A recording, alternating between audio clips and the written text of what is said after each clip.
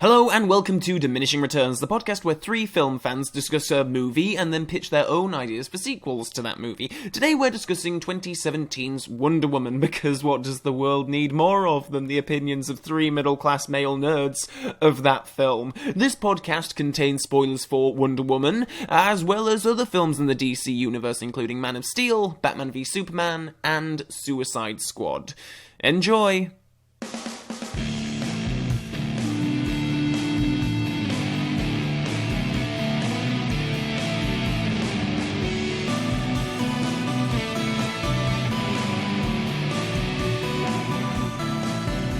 Hello and welcome to the podcast. It's Diminishing Returns again. This week we're looking at Wonder Woman, the latest installment of the DC universe. My name is Alan. With me, as always, is Calvin. Hello. And Saul. By the power of Grayskull! Activate! Is that DC? I don't know. Okay, so... That's that car insurance warehouse advert, isn't it? Oh, neither of you watch terrestrial TV, do you? Oh, damn it. Never mind then. There's an advert with He-Man and Skeletor in it, and people get upset. Ooh, just watch it. I'm just going to sit down on this chair, but it's all spiky. It's made out of swords or something. Ooh, fantasy. Game of Thrones. Oh, right, yes. Right. That is Game of Thrones, right? I've never watched it. Yes. And, of course, there's a lot of extras that are in Game of Thrones that are also in Wonder Woman. Oh, I suppose they all filmed it in the UK, quite a lot of it. So that makes sense, I suppose. So why are we talking about Wonder Woman? That's the worst intro. I think our bit was fine, Saul. It's just... you went off on as long as you can, take my entire bit out there, just chop it out, it's fine. Okay. So why are we talking about this today? Is it because Justice League is out? Oh yes, or going to be out soon? Yeah, that's finally happening and that's shit. Good. Yeah, yes. Yeah. Right. So we've talked about the DC film universe before, and none of us have been big fans of it, apart from Alan, who loved Suicide Squad for some reason. Yay! No. And then hated it 6 months later. Yeah. We're all sort of tepid on Man of Steel. None of us liked Batman v Superman. So here we are, the fourth installment in a pretty unexciting universe. Yeah. I only watched it last night. I didn't see this at the cinema, partly because I was...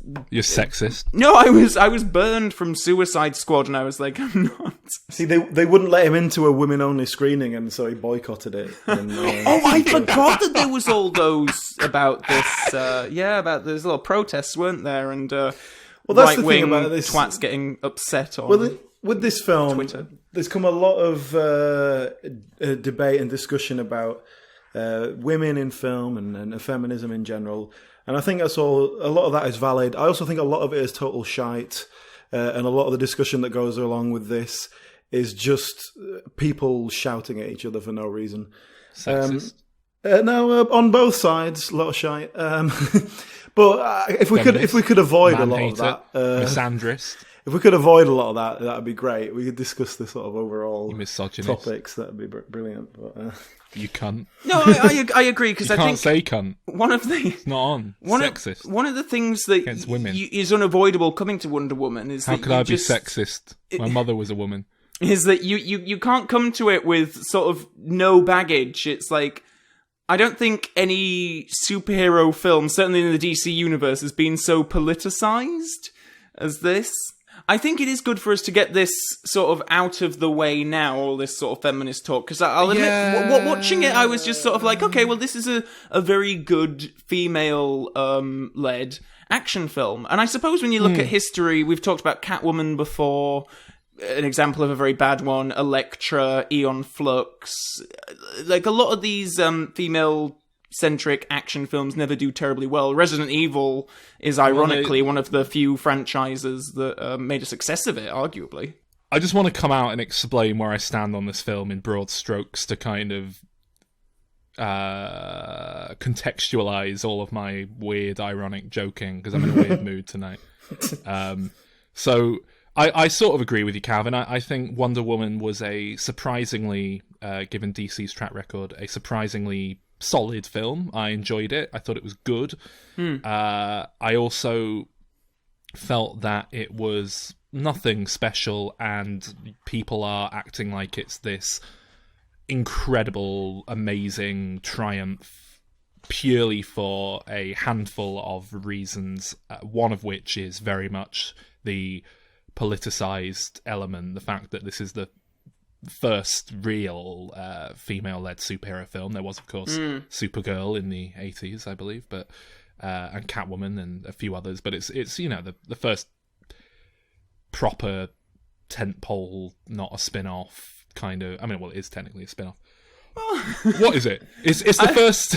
It's the first big go of it in this slate of superhero films. I don't know. I mean, I think they have existed. There was that Charlize Theron film, and then there was that. Oh, what was Aeon that? Flux. Yes, and there was that Mila Jovovich. Oh God, what was it called? Ultraviolet, Catwoman, as we've said, Elektra. I think they've been. Yeah, but they're all kind of they're female-led action movies, and they're arguably superhero movies, but they're not quite comic book superhero. Like I said, they're not really part of it. Yeah, Catwoman is, but they're not really part of. Do they have a $200 million budget? Yeah, I mean, it was kind of it, really. comparable for the time. I mean, yeah. I don't know about that. But anyway, the point I was making is, I think this film got a hell of a lot more attention and more love from people who felt that they kind of had to give it extra points for what it was doing.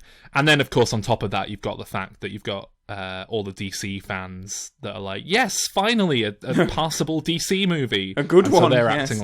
They're acting like it's a 5-star film as well. On top, I think that's definitely more of it than it just because it's a woman. See the remake of Ghostbusters for an example of how that doesn't work. If it was a bad film, it would still be a bad film. But it is a good film, and that's me saying that. I think it's a good film, and it's not my type of film. So I think, yeah, the DC universe needed a hit. Yes, and this was it, and it's bought them time at least. But yeah, it is one of those things. When you're starving, anything will taste good. Do you know what I mean? So yeah. Oh yeah. I mean, when you look at some of the reviews and saying it's better than any of the Christopher Nolan Batmans or and anything that's in the Marvel, sort of stuff that's just ludicrous. It's not even. Yeah. It's honestly, I think I said this in our review of the year part 1 episode because I'd seen it at that point, but it is probably the worst superhero film I've seen this year, and I like it, but I mean, have you seen Thor Ragnarok, guys? No. Ooh. no. Ooh. and I loved Spider-Man, and I loved the Lego Batman movie, and I loved Logan. Oh, Logan's been the best. I definitely prefer Logan. I wouldn't. I'd hesitate to call Logan a superhero film, even like in the sense of what we think of as a big budget action film. But there you go. I liked Logan, and it wasn't the norm of what you'd expect. I liked this. For me, this is closest in quality to Guardians of the Galaxy Volume 2, which I also enjoyed, but it also wasn't massively remarkable, and I'd say that this is kind of the bog standard level that superhero films ought to. To be honest, it reminded me of... Because this one of the things was, people were acting like it was this amazing original film. Oh, we've never had a film quite like this. And it's like, what are you talking about? It's Captain America with bits of Thor thrown in. It's the exact same thing. I mean, yeah, it's World War I rather than World War II. Totally different. Different uniforms, so. Yeah. And, but that's interesting because I did like this film, and I don't generally like big budget action superhero films. So perhaps there was something in here that appealed to me. Well, I think in terms of scale, it might be the same reason you didn't like it, because it wasn't doing something you wanted it to do. Right? I did like it. Yeah, but okay, yeah, I know what you mean. But perhaps it didn't just tickle you in the right way. I'm not a sexist, all right? Let's get that clear. Well, it's strange you brought that up. Makes it sound suspicious. Because you said I didn't like it, and now everyone's going to think I'm sexist, Alan. In terms of scale, though, this is much lesser than, well, every film in the DC universe so far, and most superhero films. It's like there isn't actually that much action in it. You know what's a great film? Mean Girls. Oh, I love that film. That's a female-led film. That's a great film. Directed by a man. Or Lost in Translation. That's a great film. Directed by a woman. Written by a man. Oh, no, written by a woman. Yeah. Oh, I love Lost in Translation. With Bill Murray. Scarlett Johansson. Who? Bill Murray supporting. Even. Can I ask you guys what you make of, like, because James Cameron's been getting into a bit of trouble online recently about comments he made about this film. He didn't I don't seem know what to the like hell the he film thinks very much. he's. I don't know what he thinks he's doing. I mean, well, yeah. I mean, I don't know why he's. I mean, is he even attacking it? He's just making some less enthusiastic comments about it. It's not like he was. I kind of agree with what he's saying, because he seems to have a problem with the idea that this is touting itself up as a triumph for feminism, and yet Wonder Woman is sexualized in this film. Oh, completely. Like, I've read so many reviews that go, "Oh, it's so refreshing to have a film that doesn't have the male gaze and whatever." It's like, what are you talking about? She's shot to be like this stunning, beautiful woman who's, you know. And I think that's fine, because she is a yeah. beautiful I don't woman. have a She's problem with it. I'm absolutely just. wonderful. And I think But obviously it's a you can still be a odd feminist and, you know. Yeah. Look It's just the odd way to. she does, but... Like I say, the reviews I've read have like acted as if this film doesn't do any of that, and it does. Oh yeah. And I think James Cameron, you know, who has made a point of being a feminist throughout his career and strong female leads and all that sort of stuff, I think it's probably winding him up, because he's got some kind of chip on his shoulder that like everyone should be giving him praise for what he did and not this film. And it's one of those things that like I roughly agree with him, but just shut up, James. Like, just like let it go. And no one like it's nothing to do with you. If you didn't think it was that amazing a job, fine. You don't have to you know go on about how great it is. But and especially how he's defending his own work by saying, "Look at Linda Hamilton. She looked crap in that film I did, and that was much more about feminism." So you were married to her.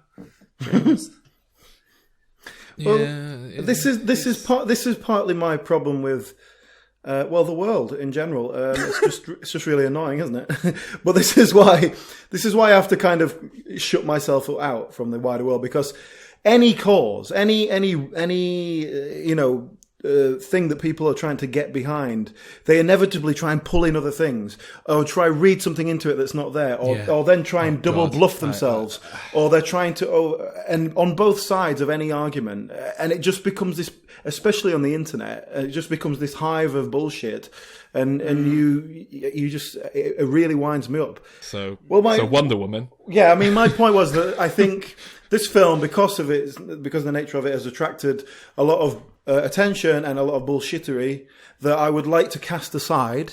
Yeah. I want to let's talk about the film itself. Well, I was going to say we've kind of covered on. it there, right? Can we just like leave that there and now talk? I think about we the should film? line in the sand and Yeah. Okay. So as a film, Wonder Woman. So what's DC done so far? Man of Steel, Batman v Dreadful. Superman, Batman v Superman. And Dreadful. both those things come with a lot of baggage. Superman and Batman, there's a big history there, and so you're dealing with a different issue as opposed to, say, Wonder Woman, which doesn't have the same lineage. Well, it was a TV show and Wonder TV Woman, movies. But that's not the same as some of the biggest films ever made. Wonder Woman is I'd argue Wonder Woman's a bigger deal than Suicide Squad. Well, that's exactly. So Suicide Squad. Wonder Woman is kind of the last in terms of comic books. Wonder Woman is maybe not an A-lister, but certainly a B-list superhero. And in this day and age, that is, I mean, I think she's basically the last superhero of her scale within the comics to be given a film of her own. Why do you think that is? But that's the thing. That's why there's so much baggage here. And Joss Whedon was trying to make a Wonder Woman movie for the longest while. I didn't know that. A few years ago, I believe, before the superhero boom. I think the project was officially greenlit. He was certainly writing it. And it just never quite came together for whatever reason. And there have been attempts to do it. It's just never come together. I think pre-2008, more people would have heard of Wonder Woman than probably even Iron Man, certainly Guardians of the Galaxy, absolutely. Ant-Man, Black Panther, Doctor Strange, all those. Like, I think in public consciousness, she is there, and maybe that's due to the TV show, or I don't know, but she is probably the A-list female superhero. And yeah, it finally came together with the director of the original incarnation of Thor: The Dark World having dropped out from that film, and DC scooped her up. Patty Jenkins, is it? Yes. She directed Monster, I believe. Yeah. Charlize Theron. I think she'd mainly just done dramas. And I think that comes across in this, because I think this feels like a film that's not focused on bang bang explosions. It feels like it is at least making a conscious effort to tell a story as well. Yeah. One thing off the bat I'll say is that this film suffers from being a part of the DC universe, and even if you were to trim the needless opening and ending bookend sequences where she's in modern times emailing Bruce Wayne and what have you, even if you got rid of that altogether, it's inherited Zack Snyder's aesthetic, and that is not something in favour of the film. Like that, it doesn't suit the film. It's annoying when you get to these battle sequences and it's suddenly like doing shit slow motion, and half of it gets away with, half of it just doesn't feel right, and it feels like a studio note has come down from DC. You have to do this in the same style that Zack Snyder has been using in his films, but it doesn't. Even if it looked good, it doesn't really fit the tone of this film in any way. This feels like it should be a much more just the kind of film it is, and the sort of values that Wonder Woman and her society have and everything. You'd feel like this is a film that would benefit from long, well choreographed takes rather than, you know, flash cuts and mad slow motion and CGI. So it just basically, this film faced a real uphill battle from the get-go, and that's one of many obstacles in its way that it had to inherit that. I mean, another thing on that note, actually, is that Patty Jenkins has spoken about how she inherited the casting of Gal Gadot, isn't it? Sorry, not Gal Gadot. Oh, and God, I've been pronouncing it wrong for so long. I think it's Gal Gadot.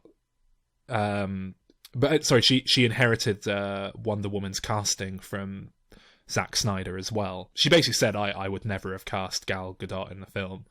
Well, yeah, I mean, when you look at her filmography, like, what does she have? Fast and the Furious? I can't think of anything else big that she's been in, blockbuster-wise. And there was a lot of criticism when she was cast, because she, you know, Wonder Woman is meant to be Amazonian. She's meant to be tough and muscular, and Gal Gadot is quite, you know, thin and more of a supermodel build. And that wasn't really what...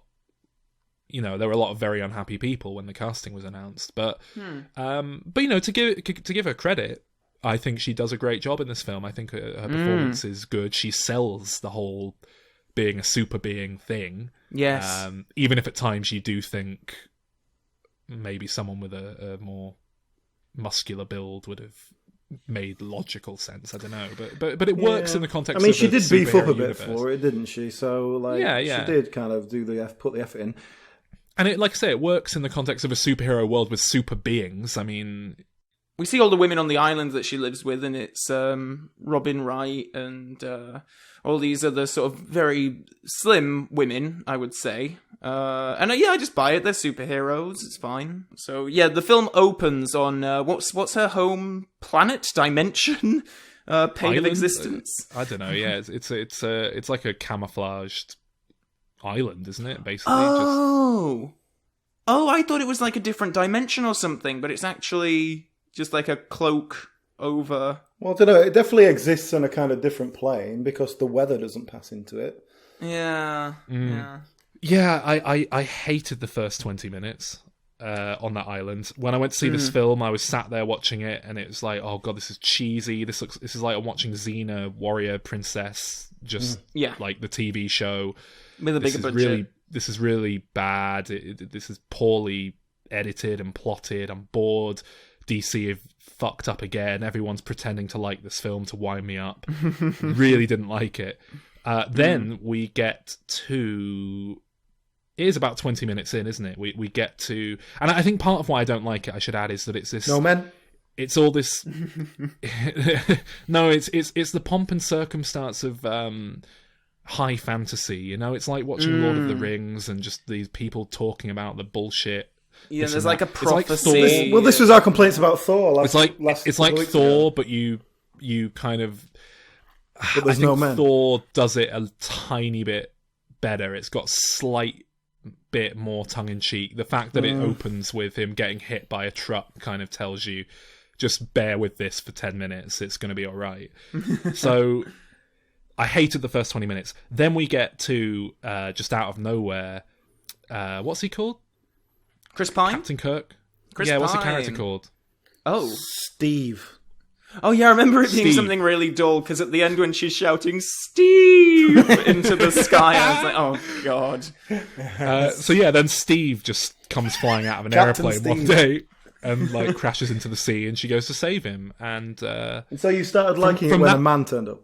yeah, And then there's No, but more I men. did. German men. I did though. And Well, that's when the story starts. That's when the actual story, and there's a relatable character there, because he's from the real world. It's not even that. I think it's the injection of this World War One aesthetic suddenly Yes, kind of makes I the film loved that. interesting to me. Yeah. And I, Well, like and he I say, has I don't humour. really like the fantasy stuff and humour certainly. Yeah, Because until then it's quite dry, and everyone's Yeah. quite po-faced on this island, and they're all speaking in a funny accent and talking about prophecies and gods and all that nonsense. Yes, and I quite liked it from this point on. He's called Steve Trevor, and Wonder Woman is called Diana. Stan Lee would never let that get past him, would he?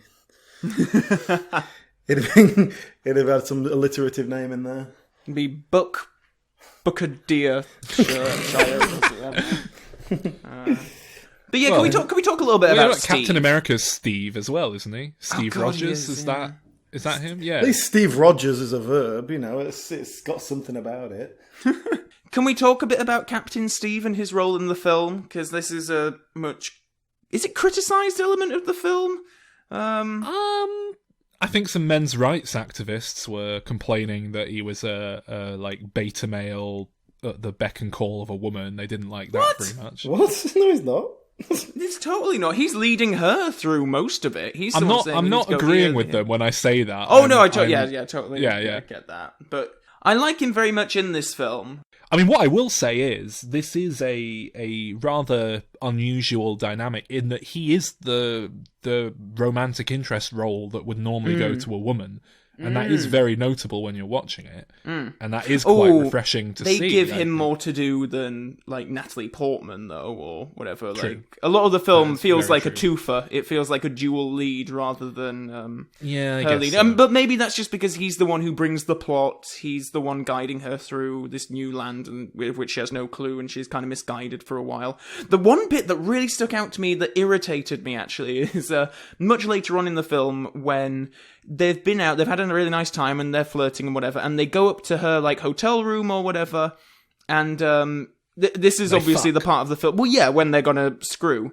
It annoyed me because he walks her to the hotel room, she goes in, and then she's just sort of stood there with these, you know, lovely eyes looking at him longingly, and he motions like he's about to leave the room, and then because she's looking at him that way, he's like, nope, alright, closes the door and goes on and has sex with her. It annoyed me that she didn't take the initiative in that, other than standing there. She doesn't know what sex is, Calvin. They don't Yeah, have it from on the their island. from the character's point of view, she is very much naif. About these Don't they things, even isn't she? Don't they even say, like, earlier on the boat? Isn't there a whole thing where she's like, "You will have to show me this sleep with you thing sometime," and he's sort of like, "Oh well, I don't know about that, but What is this thing you humans call love? yeah, that happens though, right?" I'm sure there's a scene earlier on where she basically says something like that. I must admit, the relationship between them and this whole kind of true love beats all kind of thing did annoy me. It was definitely my least favourite part of the film. I think it's another man abusing his position of power over a woman, to be honest. Well, that is traditional, so who are we? You know what? I see where you're coming from, Alan, but one thing I'll say is I genuinely... we're going to get into spoiler territory about this film, surely, right? Right, so... I genuinely cared about their relationship by the end of it, which is something I cannot say about 99% of these sorts of films. It's so... Normally I am so angry that they try and make me care about some bullshit romance they've just shoved down my throat that's had no development. But, this felt like it had developed enough to get away with it. Yeah. I don't like the concept in general, so it was... But like I said, I like the film. But it was a bit, they've dealt with it about as well as you can, I suppose. And I think it works well in terms of the ending and the fact that ultimately he dies, but in such a way that kind of fuels her kind of faith in humanity. He is coming back for the sequel though, so I'm not entirely sure if that does concern me. Oh no! Rumored to be set in the 80s. I'm hoping it's going to be like a flashback. But... Yes. Well, my point on that was, they killed him off at the end, and all the way through the end, I'm thinking, oh god, he's going to turn up in a parachute or something, and they didn't. I was like, yes, well done.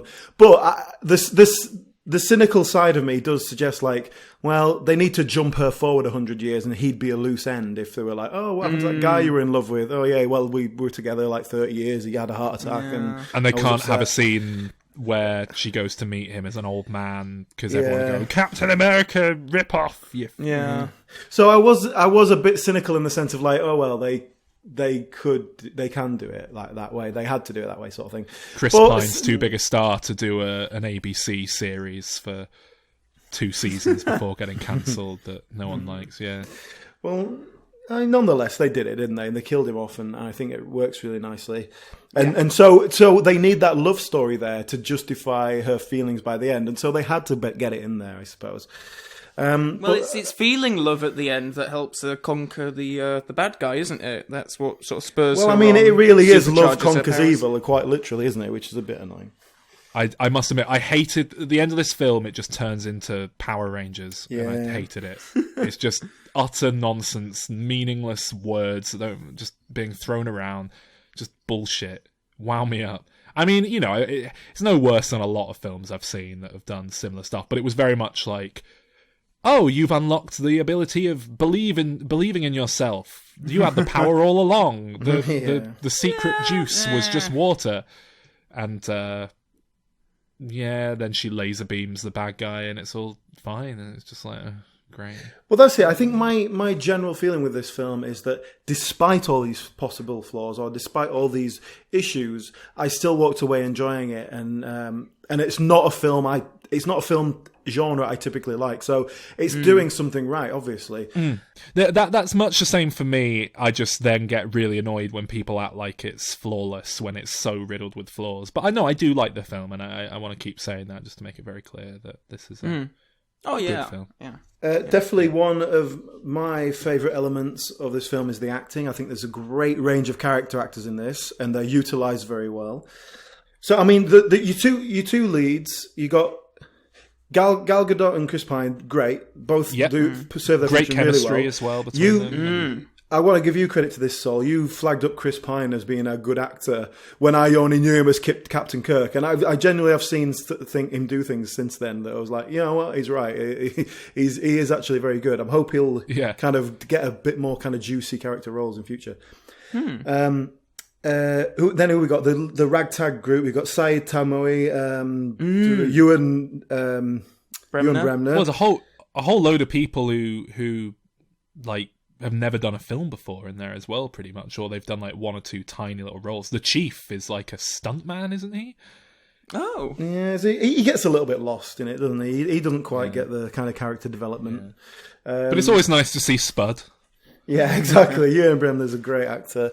And David Thewlis in there. Yeah, I yes. love David Thewlis. Yeah, I He's do my too. favourite. He's so good. It's a big twist that he ends up being the villain at the end, Ares. Yeah, and isn't it? It's so funny when you see a flashback and he's all like muscly with a mustache. It is quite like odd. a 70s porn tash. It works. It works. Oh, though, yeah, no, because, it does. Because Yeah, when he's yeah. playing like a politician, David Thewlis is the level who would play a politician in 2 scenes in this film, and you don't question that at all. So then when he, so yeah, it was I a nice kind of little knew twist. something, because for the most part we have Danny Houston and I'm not sure who the other woman is, the one with the sort of like porcelain coverings Yeah, on I did half her find. I must face. admit, I found those 2 guys a little bit cartoonish. Yeah. Oh, I loved them. them! I loved them so much. I'm not saying it didn't necessarily work within the context of it, but it was just slightly out of tone. Oh, my favourite bit in the film is when Danny Houston is like gassing a room full of like German officials, and he like throws a gas mask in and closes the door, and she's like, "But what are you doing? The gas masks won't work. The gas will just go right through." And he's like, "Yeah, but they don't know that." And then they like laugh, throw their heads back. Laugh dramatically. I loved that. Oh, I loved it. I thought it was so fun. Oh, I miss this from superhero films. We never have colourful, eccentric, campy villains like this anymore. Yes, And we do. Captain America had fucking Red Skull, and the computer man, the guy who puts his head in a computer. They're like your crazy Nazis. And then you've got it's yeah, but then you got like Danny Houston. It's like it's not not exactly Hugo Weaving, is he? Well, exactly. That's the thing. I just didn't think they were. I like the idea of these crazy Nazi. I mean, not Nazi. Kaiser. Well, no, they're not. What are they in this? They're Germans. What more do you want? Yeah, but I like the idea of these characters. I just don't think they're done very well here. I'm not sold by the performances. I don't think they're written as well as they might be. I think they're great. Yeah, But the I whole wasn't movie- sold on done this better. one. I wasn't sold on them. But I And like the- the and rest the- of the cast. We should probably talk about the whole World War One thing as well, because it is a different. I know we joked earlier on, but World War One is a very different kettle of fish to World War Two. World War Two was very much, if you're a Nazi, you're a bad guy, and we can all agree on that. Whereas World War One, the troops in the trenches were not necessarily there by ideology. It was more just because someone got assassinated somewhere that invoked that treaty for that country and that treaty for that country. So I'm gonna have here to we all question. I'm gonna have to question your and what I will distinction have to say in the is- Second World War as well. Like it's not like people Yeah. were I conscripted think in the Second World War War. was a very clean-cut distinction between evil and good. I think it's been painted into a more clean-cut narrative with hindsight. The than Nazis it have was at definitely the time, become the kind of poster boys of evil, but that doesn't mean that everyone who was fighting on the German side was a fully signed up Nazi and wasn't just forced to be there because they were raised in that environment. Whilst what you say is very true, it was a different kettle of fish, historically speaking. I don't think this film really gets into that in a massive amount. I think No, they keep it pretty small. I think by the end it kind of does. It makes some kind of distinction between... Like, I mean, this is after Wonder Woman's just kicked a load of German ass. I'm not sure it's still relevant. But at the very end, they are at this, like, German airbase, and some of the German troops do kind of get up and they take their masks off, and it humanizes a lot of them for the first time in the film. And I thought that was quite nice. It shows them putting their arms around each other and, oh, you're all right, mate, and all that kind of stuff. It's not like she kills them all immediately, like I think you would have to with Nazis. Yeah, are we still there with Nazis? I mean, are we not starting to develop the grey area of Nazis? Are you joking? No, I don't mean like in terms of the philosophy, but I mean in terms of Well, yeah, 18-year-old boys who were in the trenches and being killed. I don't think there's... Who's it from The Office? She was really good in this. I really liked Lucy her. Davis. Yes. I thought she was very fun.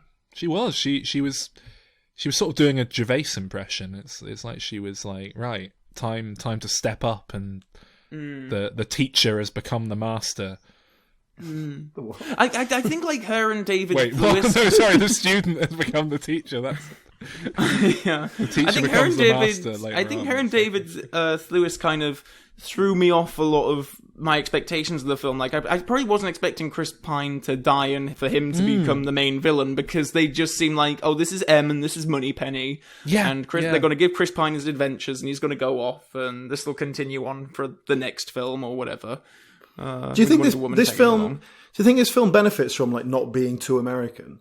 Because it might just be to my eyes because I'm not American, but having a British cast, having Said Tomiz, who's French, I think, but of like North African descent, having a Ewan Bremner in there and stuff like that, is it kind of, I don't know, it gives it a different flavour. It gives it a British flavour, particularly with most of them. If they were all American, it would be a bit more gung-ho and let's fly the flag in a way that's a bit... the Brits are a bit more like stiff upper lip kind of thing. Well, it's not even that. It's a mixture of the ragtag team aren't all British. It's like it's just a right bunch of lads. I think it helps that, like, especially the kind of British person that David Lewis represents in much of the film, how Britain is perceived as quite prudish and snobbish, and especially at that time. I'm sure America was just as bad, maybe even worse. But for her to be a powerful woman in that setting makes a lot of sense. Yes. There was a part of it where she first comes into the world, so to speak, and she sees this war and stuff like that, and she's going, well, let's go over there and sort them out, and Steve Trevor keeps going keeps going like, well, no, I mean, you don't understand the situation. Like, there's shit going on here. And she's like, no, let's go and fight them. And then they get to this little Belgian village or whatever, and she just goes, right, let's go and fight them. And she kind of kills everybody. And at that point, and this shows how little faith I have in Hollywood, I guess, I was beginning to think, like, oh my God, the message of this film is going to be, if you want to defeat your enemies, you just have to fight harder. Or you just have to, like, believe in yourself or something. No. You have to fight them, but you have to be a being bestowed with superpowers. Yes. Yeah, but she was just saying, like, what? Well, yeah, they're shooting us. Why don't we go and kill them, kind of thing. But obviously the point of that was that she has come from a different place and she doesn't understand and she had to learn. And the process of the film is her learning about this situation and how best to deal with it. And I like that. But I think it says a lot about what I think of Hollywood, that I thought they were just going to go with, oh, she defeats everyone by beating them up and falls in love. And World War One was going to be, solved and she saved it, finished by her, and then we enter an alternate history, and I was at a point in watching the film like going, oh God, this could go very terribly wrong, but it paid off. It worked out. I do love that whole sequence, though, when that's the first time she properly goes full-on Wonder Woman. She's got the uniform and everything. She's going over the trenches and kicking ass. I don't know what that is. It's the noise that comes on when she turns into Wonder Woman. Oh, okay. Oh, right. That's one of the other things they inherited from the other films that didn't fit in here at all. And they were like, oh, I guess we've got to put that theme tune in somewhere. So they use it very sparingly when she like jumps through a wall at one point. But that whole action sequence, like, I think there are probably only about 3 big action set pieces in the film, and that's one of them. It's my favourite. I think it's really cool. She's jumping through buildings, taking out people. She's awesome. I mean, it does say a lot that I enjoyed a film that included a golden lasso of truth, or whatever it's called. I mean, there was definitely elements of this film that I was just like, oh, what the fuck is this? Yeah.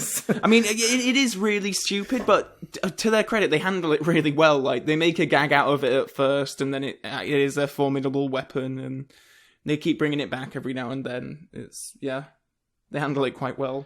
And they don't turn it into a joke as much as Marvel would have done.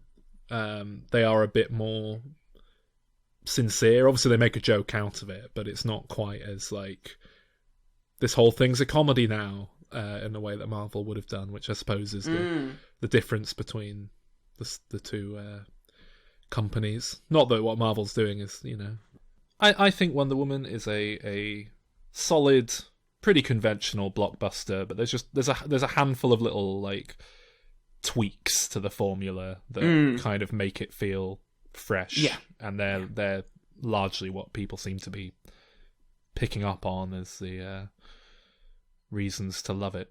If we did halves on our scoring on our official website, I would give it 7.5 out of 10, but As we don't, it'll quarters. just have to be a 7.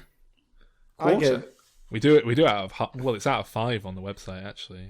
It's a 5 Oh star God! system. Oh, 3.5 stars. Then yeah, sorry. I love our website. I gave it 8, which is very high praise. From Praise me, indeed, for this type of film. Yeah.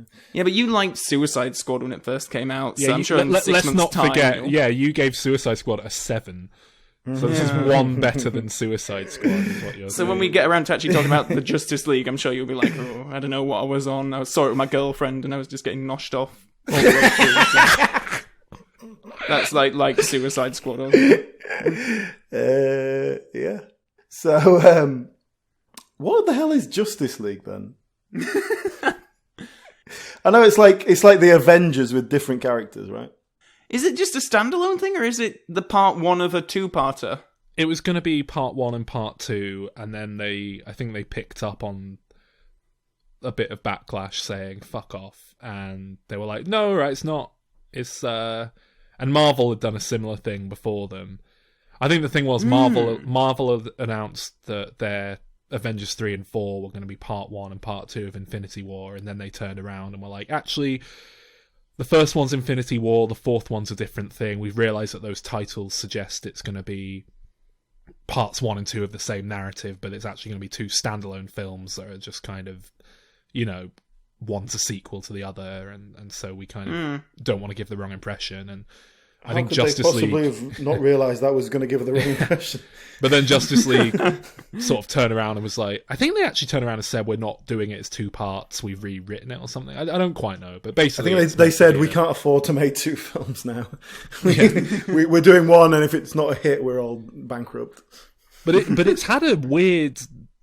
I mean, obviously it was a Zack Snyder production, but as we discussed a while ago on the show, he had some family issues and stepped away from the film, and Joss Whedon, of all people, stepped in to do it in a kind of attempt to up J.J. Abrams being the Star Wars man, I suppose. And I mean, he's been doing very, very, very extensive reshoots, I believe. They originally announced just, basic reshoots, but I think they keep adding more and more and more. And if you've seen the latest trailers, it comes across like a Joss Whedon film, full of little sarky jokes and stuff. So, on the one hand, well, I think it looks a lot better than it did. I'll give it that much. I'm actually vaguely intrigued for it. I think it could end up being good fun now. On the other hand, I don't know. Do we need the Avengers exactly again, but with different people? I don't know. Probably not. Do we need it again with the same people? Well, no, not exactly again. No. So who's in the Justice League? Who are your players? Who are the big players? Batman. Right. Know him. Superman.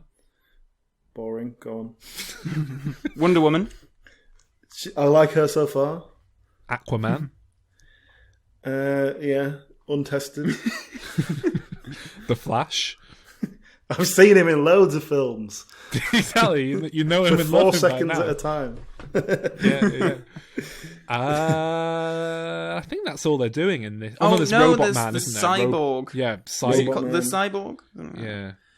They should call him Iron Man. I don't think it's made out of iron.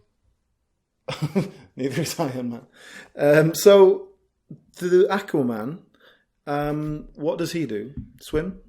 He lives underwater. He's the son of Poseidon or something, isn't he? He controls fish. With his brain. Yeah. I don't know I don't know if it's with his brain. Maybe he just talks to them. But I was going to say, if he controls them without their permission, is that going to go down okay?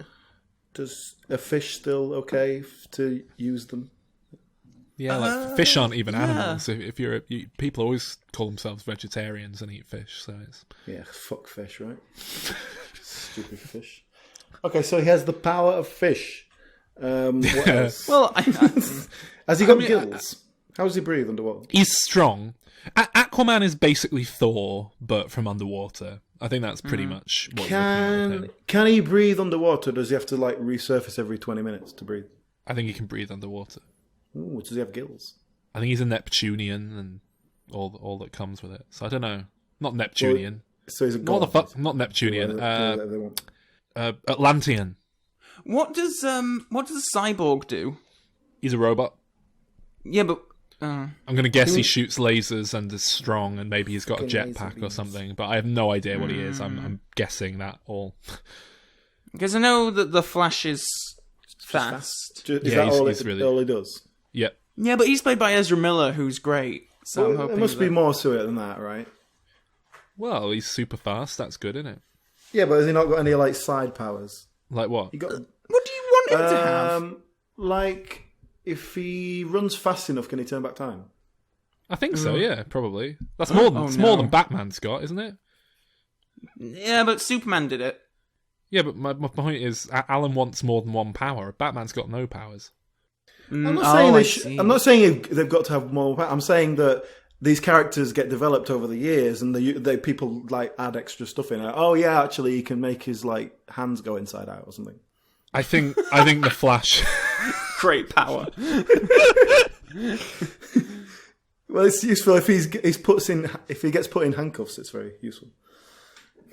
So they haven't done anything with the Flash. Actually, the Flash does travel through time because he pops because he goes in Batman v. Exactly, I thought that's what you were getting at. Because he goes. No, I was just making up stupid shit, like thinking it was. No, stupid. I think he actually does do that, and they're probably going to include it in the new film. Anyway, Justice League. The villain's called Steppenwolf, and it's not the band. Is that two villains? Step and Wolf. They're twins. Oh God. Anyway, pictures. Okay. Yes, let's. Who wants to go first? I've got one that's not bogged down with detail. All right. Oh, brilliant. So I was thinking, obvious thing to do, just a straightforward sequel, follow from Wonder Man, her lazy husband. He always comes home late from work, and he's so nappy. He's never even thanks her for cooking dinner. So she bonks him on head with rolling pin. No. Okay. So we start with, you got Diana. She tries to settle into a more normal life, and through connections at the British government, they arrange a new identity for her. She can kind of live a relatively normal life, and maybe work for them undercover or working for the government in some way. Does she touch some lepers, but then the British royals have her assassinated? Is that just a Lady Di reference? I just thought that's the kind of thing you. What's the kind of thing you do? Is that an alleged assassination attempt? It's just the kind of thing you'd pitch. You know. That'd be a terrible. She'd marry Prince Charles and ruffle some feathers and. No, see, the trouble is, I have respect for Wonder Woman, so as a character, so I couldn't possibly tie her into that. But in this universe, Prince Charles is played by Dwayne the Rock Johnson. Dwayne the Rock Johnson. There you go. Anyway, so she's working for the government in some capacity, but she soon tires of this life. The men don't take her seriously, and everyone sort of treats her with suspicion because she has a foreign accent, and they just sort of think that's a bit dodgy in 1919. Then we have the sort of second chapter. It's like the wandering years, where she has to sort of go away and find herself. I thought it would be good if she could join a circus. She's doing like horse riding and rope tricks. She makes horses tell the truth. Well, yeah, you see, you could have a lot of fun with that. She's playing with a lasso, and then she hooks someone, and then they go, "Oh, I had an affair." And she goes, "Oh, whoops, sorry." Anyway, so she's finding herself. She's struggling mentally. Turns to the bottle, whatever. So this is the low point, But here, in the circus, she teams up with some other circus members, and a bit like in the first film, where she gets this sort circus. Yes, she teams up with the circus is motion captured by Andy Serkis. He plays the tent of the circus. He plays the circus. It's like a sentient entity. Like in the first one, we get this sort of ragtag bunch of whatever. But I need your help here, because I was thinking, what circus members would make a good sort of team? Because the idea is that they're going to go from town to town and then sort of end up helping local problems, like the A-Team, basically. So I need a core group of 4 or 5 characters led by Wonder Woman, who are circus folk. So I mean, a strong man. A strong man. Yeah, very good. The crab hands man from the freak show. There's that. I mean, this is like 1920s, so you probably will have a bit of freak show element. John Merrick. There's that person from that Freaks film who was like half man, half woman, and literally like down the middle would wear like half dress on one side and man's clothes on another. The human pillow. I mean, I'm looking for people with like sort of like maybe a trapeze artist. Strongman is good. I mean, you went straight to freaks. That's fine. But I mean, I was thinking of like people with skills. The guy who runs the ring toss game. Yeah, just a carny who's just like he's good at talking his way out of stuff. Yeah. Bearded women can still have skills, Alan. Yeah, but that growing a beard isn't particularly a skill that lion tamer well used to help local people. Oh, a lion tamer, yes, because he can have his lion with him. Yeah. Yes, exactly. Yes. Now we're there. Okay, so we got strongman, lion tamer, a really fat woman. That was an attraction back in the day, wasn't it? A big morbidly obese. An elephant that can fly. You're crossing over again then. Anyway, so she basically that's your main point. Is that a name of? It sounds like a stripper name, but just something you get at the circus. Again, not something particularly, but we could incorporate candy things like floss. that. Like they could like beat someone up and then put them in the popcorn machine. Very good. Ooh, that'd hurt. That. Yeah, well, there you go. Ooh. So they go around being the A-Team, but in 1920s. But this invigorates a clown. Well, it seemed a bit. What can a clown do though in terms of fighting crime? Its mouth kind of like extends out of its mouth, and it's got like hundreds of teeth. And it no, it's a real clown. I don't know. A human clown. So. This invigorates her back to kind of like, oh right, I want to do something with my life, and so she gets her head back together, and ultimately, basically, this sort of helping the little people and fighting against injustice. Little people at the circus in the freak show again? She's fighting against them, and this develops into her getting involved with women's rights, suffrage, the movement for. Women's rights, which was, at the time, big thing. Not so much now. But the problem with this is that the really sort of good stuff in terms of women's suffrage was like before the war. Because that's when they were like smashing buildings up and stuff, and like going on hunger strikes and all that sort of stuff. So by this point, in 1918, there was votes for women over... in 1918, there was votes for women over 30 and things like that. So it already started moving on by this point. But here's something interesting I found out that I'm sure we can use in some way.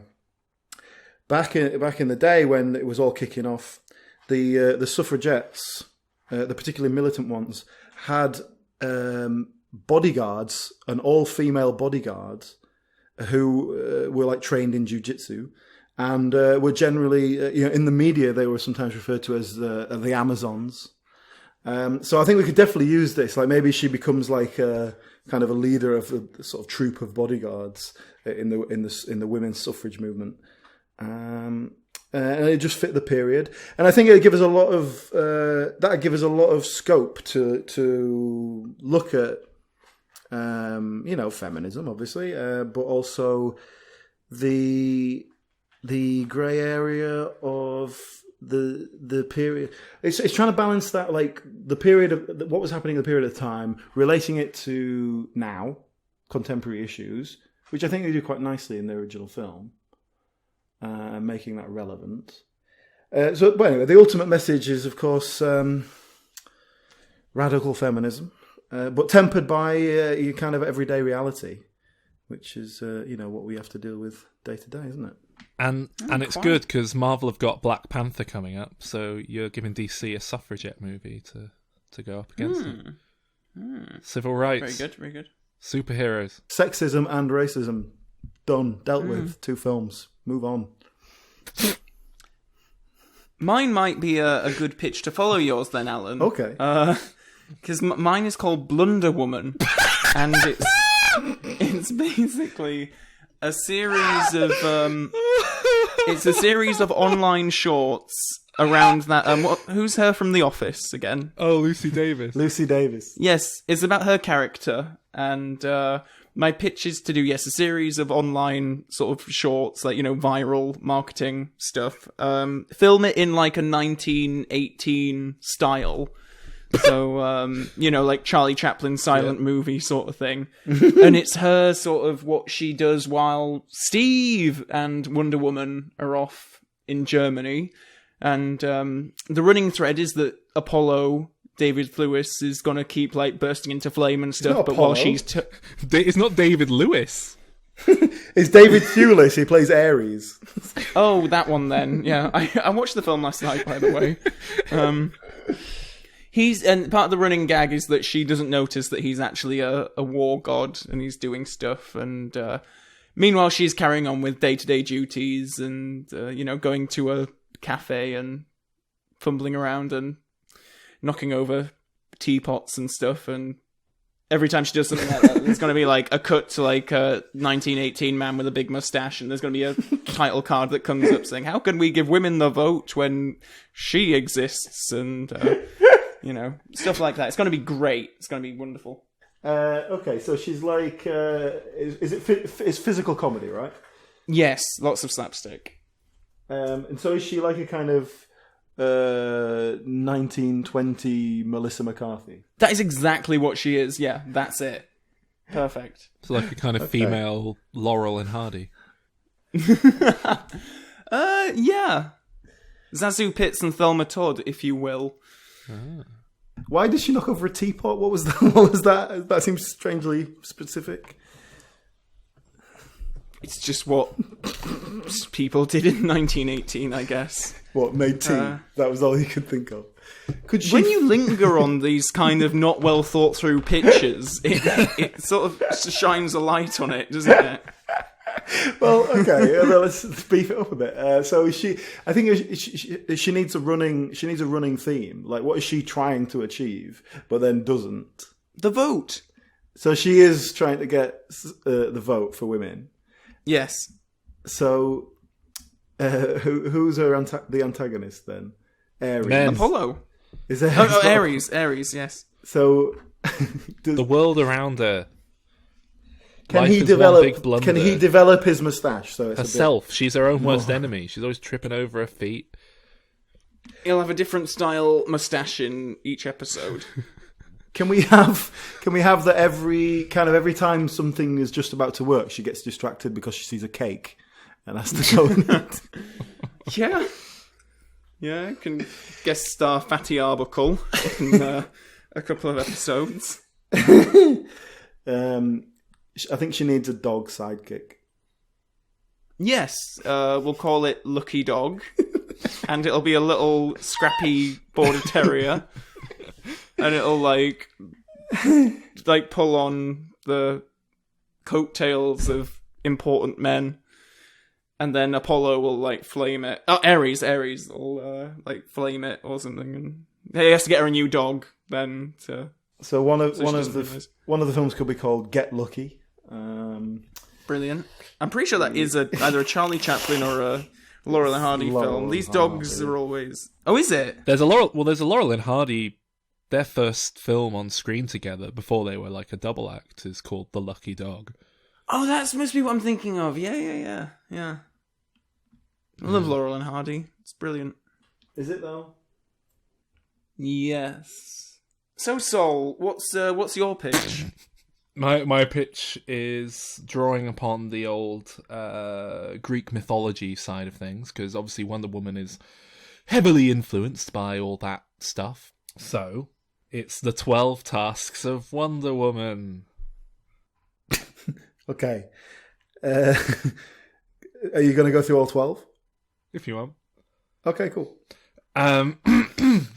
Is this 12 films or series? Well, maybe if depending on how Justice League does, maybe they'll do it as a Netflix series, but it could just be one film. Might have a bit of trouble with the structure, but hey, the 12 Tasks of Asterix is pretty good, so it can be done. It can be done. Okay. Does she have to kill like a Minotaur or something? So Ares, right? Not Apollo. Mm-hmm. Ares was destroyed by Wonder Woman. And yes. So it's a direct sequel. Yeah, it's a sequel to Wonder Woman. What do you think I'm doing? Oh, okay. We never normally do them this direct. So. Ares gets sent to Hades. And so he's in Hades. He's gonna cook up all sorts of revenge down there, isn't he? And he makes some sort of deal with Hades himself. That's the guy, not the place. They're the same name. Very confusing. So Ares makes a deal with Hades, and he's given the opportunity to turn Lady Di temporarily insane. And through various tricks of the mind... And she marries Prince Charles. What was I thinking? She's driven into a blind rage, and she kills many... I thought you were going to say she's driven into a tunnel. Sorry. Sorry, go on. No, she's turned temporarily insane. She's driven into a blind rage, and she kills many innocent people. And after this temporary insanity passes, she's understandably distraught and returns to the elders on the island for guidance. And the oracle states that she must undergo a ritual of punishment for the attacks. It's basically Amazonian community service. And she's given a checklist of 12 quote-unquote impossible tasks to complete. So my tasks that I've got, I mean, they don't have to be this, but, they're just examples. Smash the patriarchy! No, she has to get the hide of Killer Croc. She has to get his skin, right? Does she do that? She has to kill him to do that? Well, no, she can just skin him. And, yeah. Well, that would kill him, wouldn't it? Yeah, probably. Yeah. Okay, so we're okay with killing that character then. He's a villain. I mean, it'd be no loss to the franchise. She has to get one of Superman's hairs, because a well-known puzzle in the DC universe is how on earth does Superman shave? Eh? Because his hairs are as strong as he is. That's established. That's canon. Does he do it with a blowtorch like Desperate Dan? He's got very strong hairs. So Lady Di has to convince him to show her how he shaved his beard off in the first film, and he agrees to do so, off camera, of course. She has to kill Doomsday. That's just one of them on here. So like what's Doomsday? That thing out of Batman v Superman. Bring it back to life. No, go on. She has to get a power ring from a lantern. A green lantern? Is that... Well, I was thinking she could get a yellow lantern. Mysterio, the villain, take his ring. She has to get Hercules' pet deer, because in the 12 Tasks of Hercules has to get Diana's pet deer. So it's a little inversion for you. Is he very protective of his deer? Yeah, it's his pet. Okay. The Minotaur. What does she do with it once she's got it? Probably kills it, eats it. I don't know. All right. Oh, dear. Can't have her doing that. Why not? She's killed loads of innocent people and Killer Croc and stuff. This is. It's like a rule in films, isn't it? That you have to it's a quick route to an audience liking your hero if you see them like stroking an animal or something. And I did notice actually, because I read that, and then in Spider-Man: Homecoming, in like one of the first few scenes, he strokes the cat on the Chinese takeaway counter or whatever. And Tommy Wiseau does it in The Room. And it definitely works there. You're my favourite customer. More on that next week. So there's a Minotaur in Riddler's little maze that you made. Remember that episode, Calvin? Oh, yeah. Yeah, I see the Minotaur. Yeah. So the Minotaur is established in the DC universe. Sort of. She has to clean up Metropolis after the state it was left in after whatever latest Batman. A woman Superman cleaning up? fight. Oh, Saul, what have you done? Oh no! Don't like that. Don't like that one bit. She has to cook dinner for the president. She has to drive away an annoying flock of birds. That's just something Hercules does in the original story. That's just one of the real tasks, but is that one of the impossible tasks? Like, yeah, making a flock of birds fly off. These are all based on the original tasks. I've just updated them. Good, yeah, good. She has to obtain Batman's utility belt. She has to steal an infinity gem from Thanos. Just to confuse people like you, Alan, and mess with fans. That's the Marvel Universe. She has to get a copy of Action Comics #1 from Nicolas Cage because he's got one. He's got one. Now that's that. Now I'm interested in this scene. They're valued at over $3 million. So how does she finagle into Nicolas Cage's bank vault that he keeps in his basement, I presume? She just sort of like... Because I think she could like... She just runs in going like... Oh! And Nicolas Cage sort of like... You know, like in Shaun of the Dead when they dress up like zombies and they just think they're other zombies, so they leave them alone. He thinks it's like another Nicolas Cage, so he doesn't like... It's fine, he just leaves it. He thinks it's normal. Could she distract him by like buying him a Superman outfit so he tries it on? Well, of course, he's a big fan of some sort of strange, hers. blurry footage of it. He's a big fan of hers anyway from all his comic books, so he's probably like... He'll be really excited to meet her and have a meal and ask if he can join the Justice League and say, "Look, I've got my costume already. I've got a mandolin. I heard your last Superman died, so I can be the new one." She's like, "Yeah. I'll give you Batman's email address. Get in touch with him." It's batman@mail.com. And now, of course, the hardest item that she has to come across on the list. She must seek the milk of human kindness. Not quite. No, she must seek out a positive review of Suicide Squad. And after spending years trawling through publications, she stumbles upon a low-end film podcast where some tit called Alan gave it a 7 out of 10. It was later retracted. Does it still count? And so she does all that and earns her pathos and redemption, and that's the end. And if you don't like it, then you don't like Greek mythology. So take it up with them.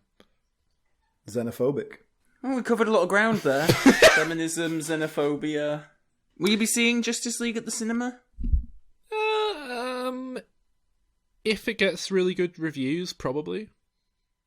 If it doesn't, probably not. Who's the bad guy? Steppenwolf. What the fuck is a Steppenwolf?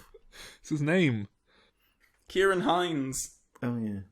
Yes, so next week, a completely different scale. You're my favourite customer.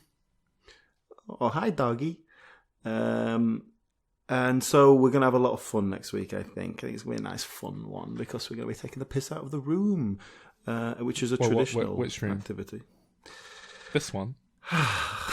What's wrong with the room that you're in? I take issue with the fact with the notion that we didn't have fun this week. Hi, Calvin. It's going to be all sorts of Dr. Nick. Oh, we're going to be doing like so many impressions. Yeah. So many impressions next week. And spoons.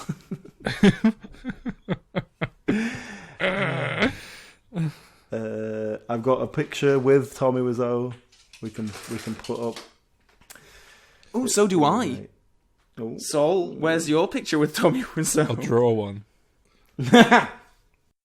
So yes, be sure to come back next week for our The Room episode, and if you want more Diminishing Returns in the meanwhile, you can head over to our website, dimreturns.com, to listen to past episodes, read written reviews, and other interesting articles. Also, if you haven't already, we'd really love it if you could head over to iTunes and subscribe to us and give us a positive rating so that other people like yourself can find the podcast. Until next week, so long for now.